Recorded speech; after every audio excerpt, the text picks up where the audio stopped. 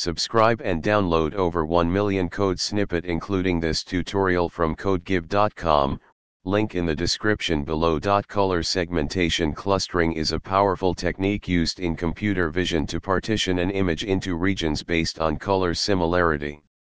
In this tutorial, we'll explore how to perform color segmentation clustering in Python using the popular library OpenCV and the scikit-learn library.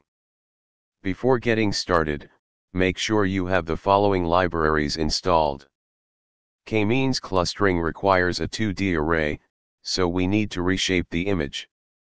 You have successfully implemented color segmentation clustering in Python using the K-means algorithm.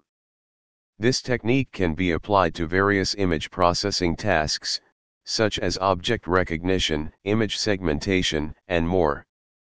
Experiment with different numbers of clusters to achieve the desired level of segmentation for your specific use case.